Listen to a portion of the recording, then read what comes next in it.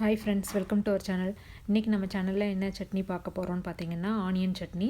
இந்த வெங்காய சட்னி செய்யறதுக்கு நான் வந்து ஒரு பாத்திரத்தில் ஒரு 3 ஸ்பூன் அளவுக்கு எண்ணெய் விட்டுக்கிறேன். எண்ணெய் காஞ்சதுக்கப்புறமா இதில் வந்து 1 ஸ்பூன் அளவுக்கு உளுந்தப்பருப்பு, 1 ஸ்பூன் கடலைப்பருப்பு இதை ஆட் பண்ணிக்கோங்க. இதை ஆட் பண்ணி இது கொஞ்சம் நல்லா செவந்து வந்ததுக்கப்புறமா 2 வரமிளகா, உங்களுக்கு காரம் எவ்வளவோ அதுக்கு தகுந்த மாதிரி வரமிளகா ஆட் பண்ணிக்கோங்க. 2 வரமிளகாயும் கொஞ்சம் கருவேப்பிலையும் போட்டிருக்கிறேன். இதெல்லாம் நல்லா வணங்கினதையும் நம்ம பொடியாக கட் பண்ணி வச்சுருக்கிற வெங்காயம், ரொம்ப பொடியாக நறுக்கணும்னு அவசியம் இல்லை, ஏன்னா நம்ம அரைக்க தானே போகிறோம். அதனால் இந்த கட் பண்ணி வச்ச ஆனியனையும் சேர்த்திக்குங்க. ஆனியனும் சேர்த்துட்டு நல்லா வணக்கி விடுங்க. வெங்காயம் வந்து நல்லா வணங்கணும், அதனோட பச்சை வாசம் போகிற அளவுக்கு நல்லா வணங்கணும். ஒரு மீடியம் ஃப்ளேமில் வச்சுட்டு கொஞ்சம் நேரம் அப்படியே வணக்கிட்டுருங்க.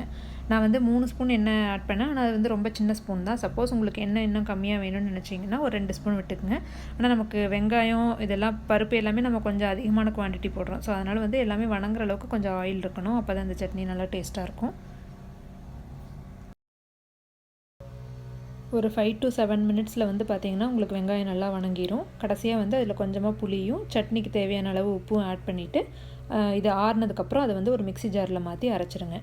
அரைச்சிட்டு நீங்கள் அப்படியே சாப்பிட்னாலும் சாப்பிட்லாம், இல்லை அதுக்கு ஒரு தாளிப்பு கொடுக்கறதுனாலும் கொடுத்துக்கலாம்.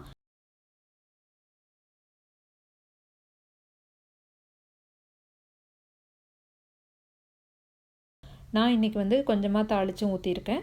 தாளிக்கிறதுக்கு வந்து பார்த்திங்கன்னா ஒரு ஸ்பூன் அளவுக்கு எண்ணெய் விட்டுட்டு கடுகு போட்டுட்டு உளுந்தம்பருப்பு கருவேப்பிலை போட்டு தாளிச்சிட்டு சட்னியில் ஆட் பண்ணிட்டிங்கன்னா இன்னும் டேஸ்ட் நல்லாயிருக்கும். இட்லி தோசைக்கு இந்த சட்னி ஒரு சூப்பரான காம்பினேஷன். ஸோ நீங்களும் ட்ரை பண்ணி பாருங்கள். தேங்க்யூ.